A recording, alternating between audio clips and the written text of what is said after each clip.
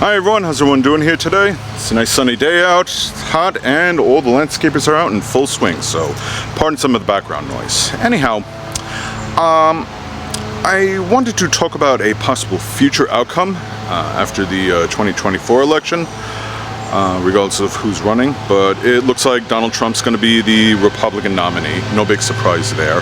Now, there was a recent article put out by the New York Times and something Trump himself put on his Truth Social website. And in short, he just pretty much lays out how he intends to run the country like a full-blown dictator. He's just going to go total authoritarian. And just to break down some of the bullet points, here were some of the things that he proclaims he's going to do if he wins the election in 2024. He wants to increase presidential power by limiting the federal agencies, limiting their control. So pretty much he'll have a say over that. And he wants to increase his authority over the federal government and have a say in everything, especially the independent regulatory, which that'll also fall under his authority. Groups like the FCC, that's the Federal Communications Commission, and the FTC, for example, the Federal Trade Commission. Complete control, he has the final word. Additionally, he wants to also impound funds or refuse to spend money on certain things. He'll override the limits from the CBA, that is the Congressional Budget and Impoundment Control Act of 1974. That was put into place when Nixon was the president, and he did some questionable things. Trump pretty much wants to do with that, where hereby just say, anything I say goes. Nobody can spend any money on something unless I give it the green light. And on top of that, he also wants to strip employment protections from career civil servants. In short, he'll have the ability to remove any official he wants that he feels is, not with the program, who may oppose him in any way. So, somebody disagrees or tries to do something, he just pretty much wants to say, you're fired. In other words, not only turn the White House into like The Apprentice, more like he wants to turn the White House into his own Trump kingdom, whereby he is not a president, he is a king, and pretty much he has control over everything. Put as much power as he can under one person, namely him, as the absolute ruler.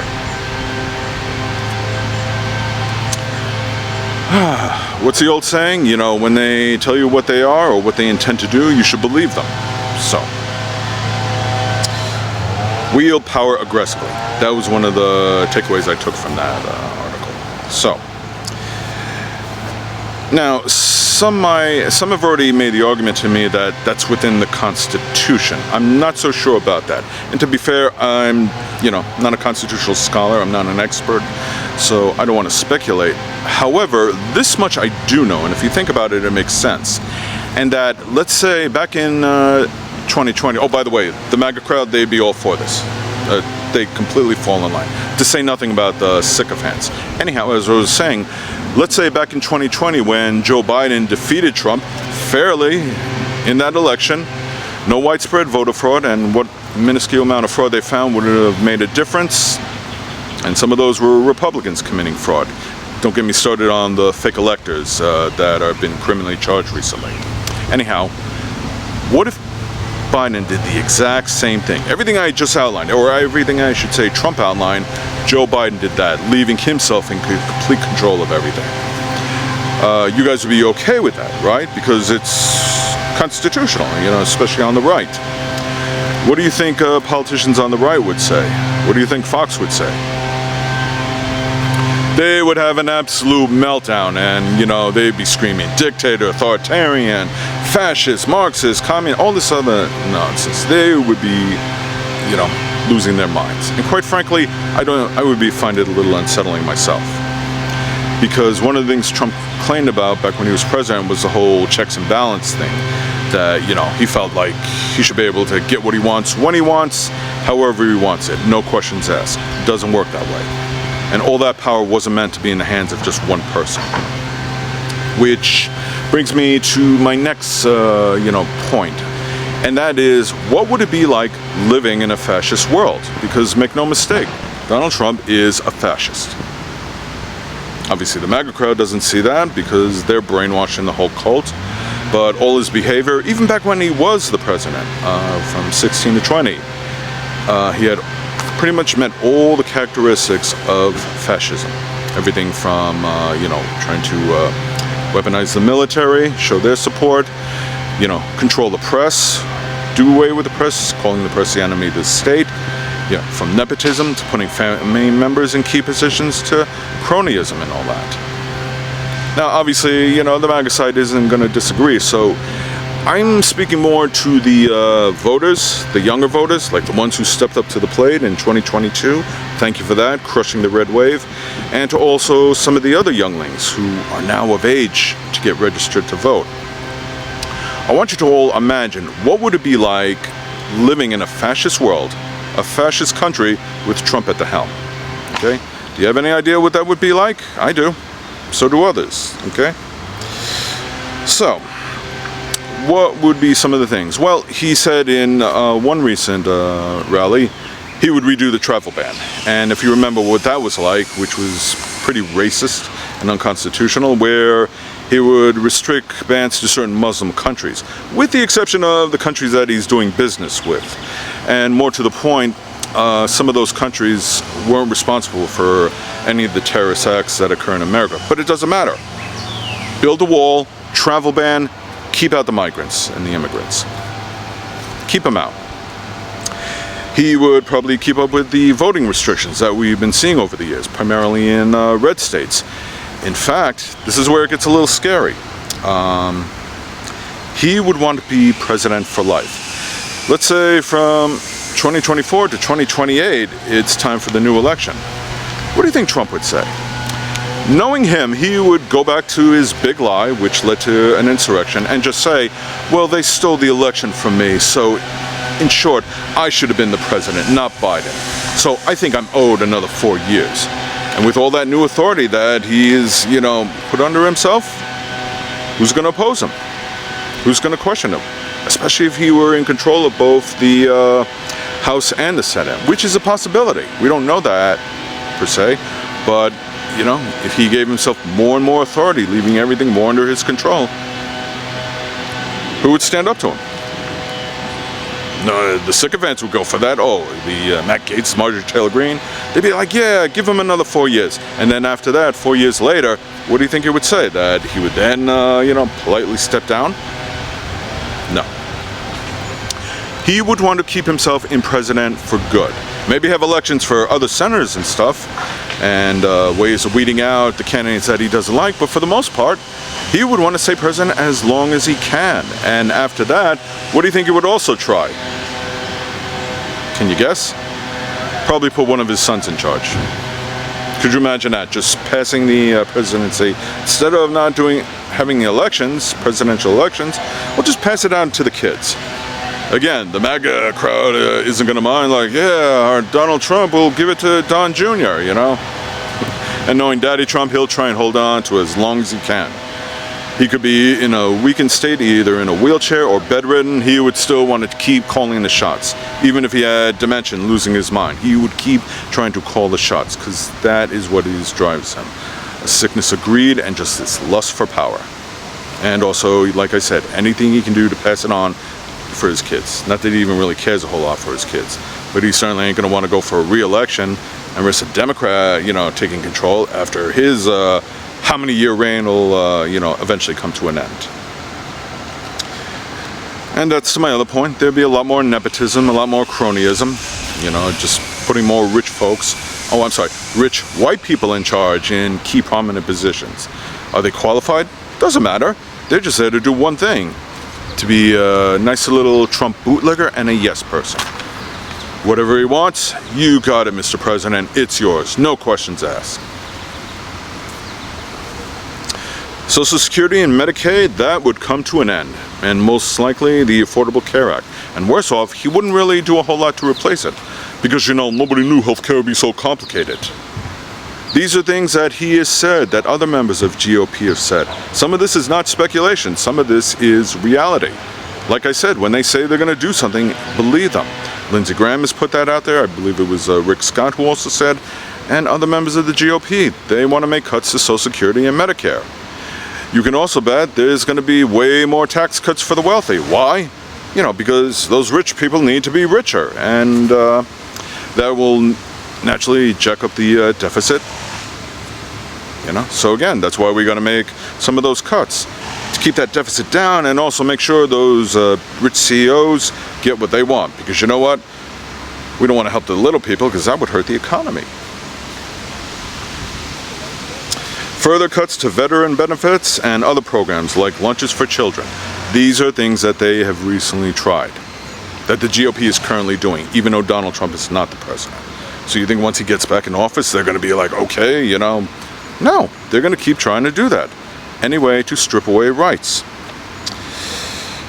45's crimes, oh, out the window, forget it, all bets are off. Any pending indictments or charges, that would just disappear. I mean,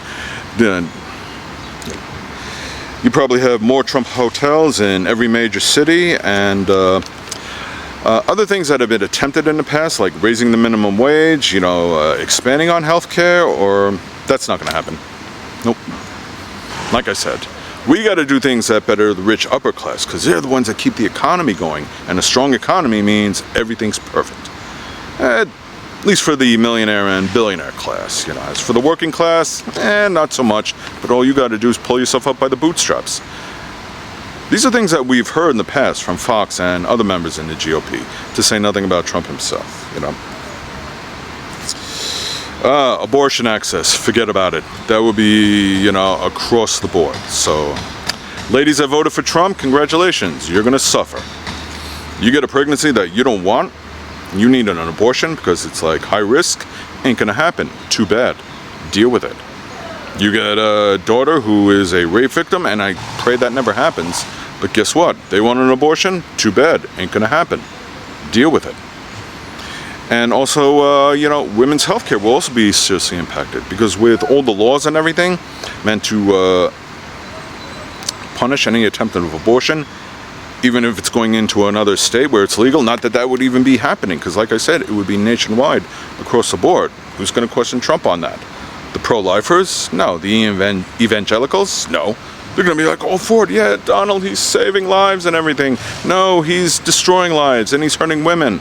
But the MAGA crowd doesn't want to hear that. The cult does not want to, it's not interested in those facts. As far as they're concerned, we're murdering babies. Trump is saving babies.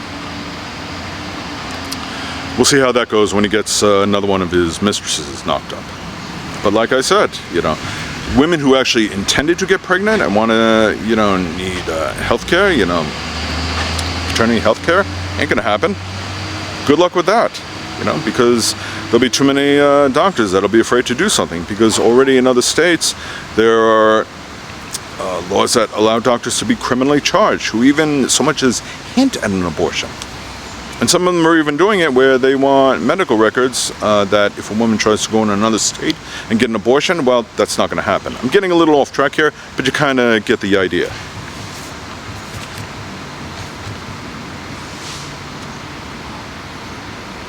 Yeah. That's pretty much it. I mean, those are just some of the things in a nutshell. Oh, I'm surprised if he wouldn't change the country to the United States of Trump, or Trump America, or you know, MAGA America, something like that. Anything stupid. You can bet that's also going to have an impact against, you know, our foreign allies and stuff like that. NATO will become a thing over the past. He'll, once again, pull the plug on the Paris Agreement, and he'll continue his business dealings with China and Saudi Arabia, you know, because, hey, he's allowed to do whatever he wants and enrich himself as much as he wants. He's also going to retaliate against some of the other people. What's his name? Christopher Frey? You know, the person that he appointed, yeah, you'll be out of a job for good. Immigration and stuff, that'll be greatly impacted. And like I said, because he's a Christian national, and you can bet the evangelicals will get back on board, you know, to ride that wave, you know, to promote their bogus religion and stuff like that. So things like synagogues or mosques, that might become a thing of a past. Yes, Muslims, you may not find yourselves very welcome. Doesn't matter if you did anything right or wrong. School shootings, those will continue, and what's Trump going to do? Not a thing. except bring in some more of that NRA money, you know, because, you know, we need more guns and stuff like that, and thoughts and prayers for the kids. That, in the gist of it, is what it's going to be like living in a fascist world. He'll continue to control the media. He might even try and control social media. So, you know, anyone like me or others speaking out against him on YouTube or TikTok or any other platform, no more. I wouldn't be surprised if he tried to shut down things like Twitter, Facebook. I don't think Elon Musk would fuss over that.